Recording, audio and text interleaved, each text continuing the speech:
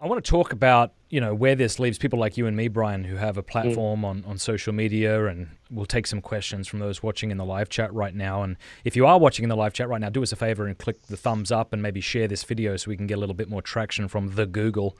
But I'm just looking at a article here from the Daily Wire, and the only reason I chose the Daily Wire is everyone else seemed to have an incredible slant on this, like Parler, as we just said, far right-wing conspiracy, racist bastards are all being blocked, and I haven't had time to...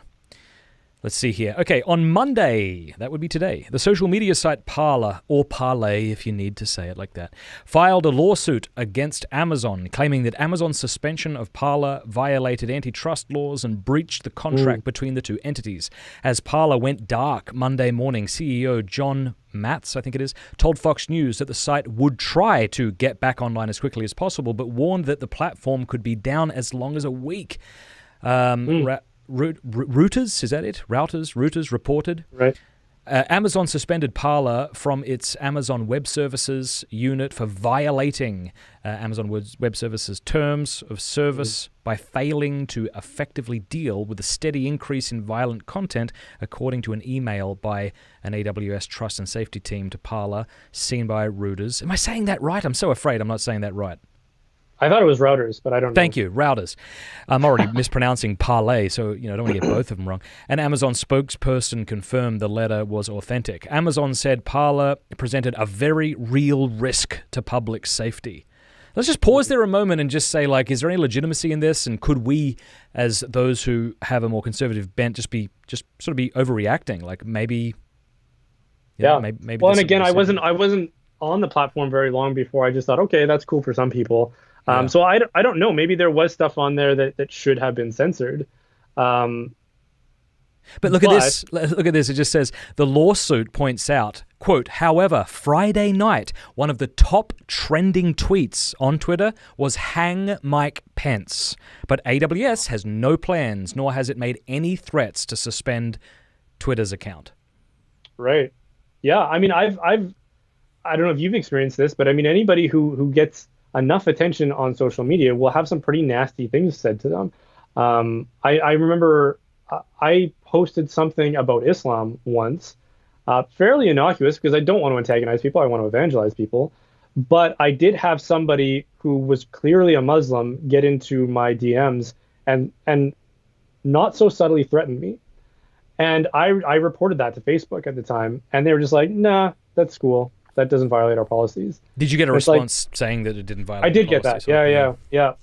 And I mean, that's person to person interaction, let alone something that's a little more public and could be interpreted in a number of ways.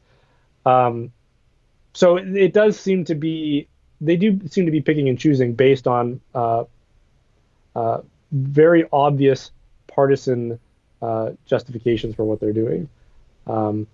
And I don't know where we go from here, from that. I think people on the other side should be more concerned about it too.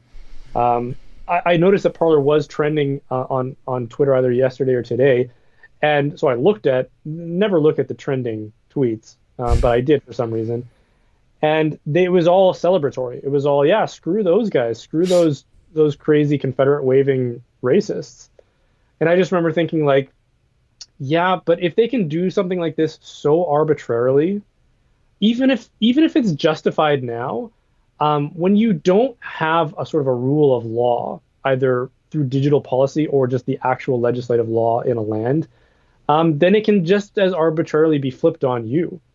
And that's the thing that I think a lot of people don't realize, especially on the left. There are a lot of people who have aligned themselves with leftist politics based on identity politics, right? So the left has really complemented me in my particular identity. So maybe I'm a certain religion, or maybe I'm a certain skin color or ethnicity or cultural background. Maybe I'm an immigrant or something like that, and they have a very generous immigration policy. Okay, that's well and good. But as they continue to advance towards something more like Marxism,